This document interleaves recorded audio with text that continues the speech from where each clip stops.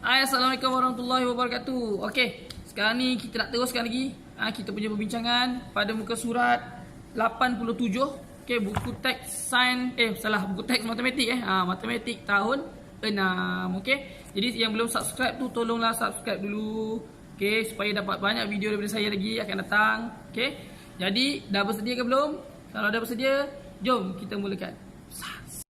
Okey, Assalamualaikum. Hari ni kita akan masuk kepada muka surat 87 buku teks tahun 6 matematik. Okey, kita pergi kepada soalan latih diri. Tak banyak muka surat ni, ada 3 soalan saja. Kita pergi kepada soalan pertama. Okey, selesaikan masalah yang berikut. Jadual menunjukkan aset dan liability Encik Syaril dan Encik Aidil. Siapa lebih kaya? Okey, kalau tengok daripada kotak ni, paling kaya daripada aset duit yang dia dapat adalah Encik Aidil lah, sebab dia ada 500 lebih ribu. Aset Encik Syaril 408 je. Betul tak? Tapi liability, maksudnya yang perlu dibayar berdasarkan aset-aset tu, dia kena bayar 217,000 lebih saja untuk Syaril. Encik Aidil ni kena bayar RM348. RM348,000. Jadi walaupun duit dia banyak, kita kena tahu siapa lebih kaya adalah aset tolak liability. Aset ni benda yang dia ada, duit yang dia ada, nilai dia. Liability ni adalah tanggungan, iaitu kos-kos hutang yang dia kena bayar setiap bulan. Contoh macam bil ke apa kan. Jadi kita kena tolakkan yang Encik Syaril punya aset dengan liability dia, dan Encik Aidil punya aset dan liability dia. Kita tengok mana yang beza dia paling banyak. Maksudnya baki dia lah. Baki dia paling banyak adalah yang paling kaya. Jom kita tengok Jangan sangka orang duit banyak, gaji besar, lebih kaya kan. Tengok liability. Jom kita kira seorang-seorang. Kita mulakan dengan Encik Syaril. Okey, saya buat kat sini lah A, muka surat 78 kan. Okay, ini sebelah tadi. Encik Syaril tadi gaji dia adalah RM408,000 saja. RM408,000, 517 sen. Bukan, 408,000, 517 ringgit. Ya Allah. Tolakkan dengan RM 217,089 ringgit. Okay, kita tolakkan aset dengan liability ni tadi nama je Syaril. Okey, kita tolakkan 9 tolak 7 tak boleh, 1 tinggal kosong, 17 tolak 9, 8. Kosong tolak 8 tak boleh, 5 tinggal 4, 10 tolak 8, 2, 4 tinggal 4 lah. 8 tolak 7, 1, 4 tinggal 3, 10 tolak 7, 10 tolak 1 10 tolak 1, 9, 3 tolak 2, 1. Jadi, ini adalah Encik Syaril punya baki. Lepas dia dah tolak. Kemudian kita tengok seorang lagi, iaitu Aidil. Aidil ni duit dia banyak tadi. Okay, 526,039 tolakkan dengan liability dia RM348,510. Okay, 92, 10 tolak 5, 5, 5 tolak 8 tak boleh, 2 tinggal 1, 15 tolak 8, 7. Kemudian 1, 5 tinggal 4, 11 tolak 4, 7 7 juga, dan 4 tolak 3, 1. Jadi RM 177,000. 7 macam apa ni? Okay, 177,529. So, tengok Encik Syaril RM191, 191,000 baki dia.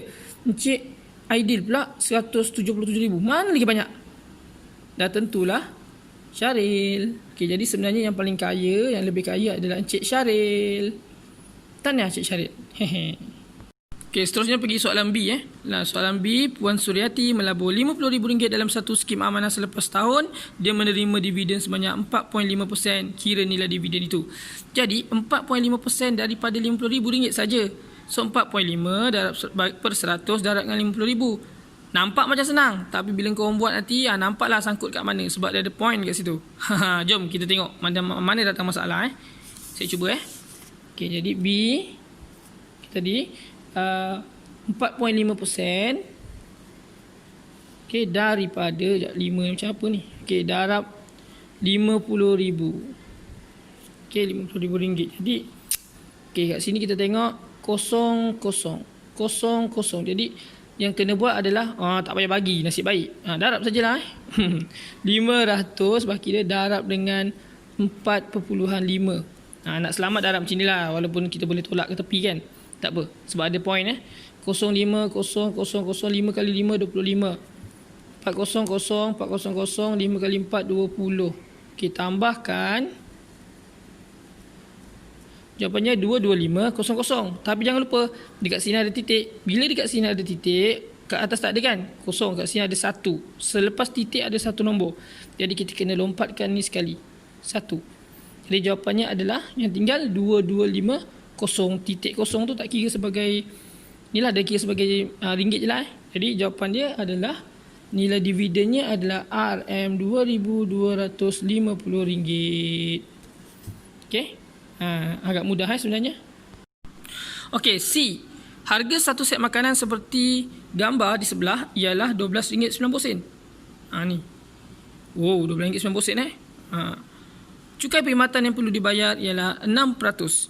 Biasalah kalau macam GST dulu kan, 6%. Jadi berapakah jumlah harga yang perlu dibayar? Maksudnya harga dia tulis RM12.90, tapi biasanya harga ni untuk zaman GST dia ada 6% tambahan. Jadi kita kena cari 6% daripada RM12.90, barulah kita boleh dapat berapa harga dia. Kita dapatkan 6% tu berapa, kemudian kita tambahkan dengan ni, dengan harga sebenar tadi. Jom kita kira. Okey. Jadi RM12.90 kan harga dia kan, RM12.90 harga dia. Okey, sekarang ni dia cukai dia 6%. So 6% kali RM12.90 ni saya nak tukar kepada sen dululah. Saya tukar kepada sen dulu. Jadi 1290 sen lah. Saya nak tukar pada sen. Saya rasa cara paling mudah, kerana kalau saya tukar pada sen, saya boleh bahagi dengan senang. Kalau saya tak tukar, nanti dia jadi payah sebab ada perpuluhan. Okey. Jadi 1290 sen. Okey, jadi kita darab bagilah, dapatkan cukai perkhidmatan dia. So kita dapat potong 1 je sebab ada 1 kosong je. Okey. Dia ada baki. Jadi kita kena buat RM129 darab dengan 6. 69 berapa?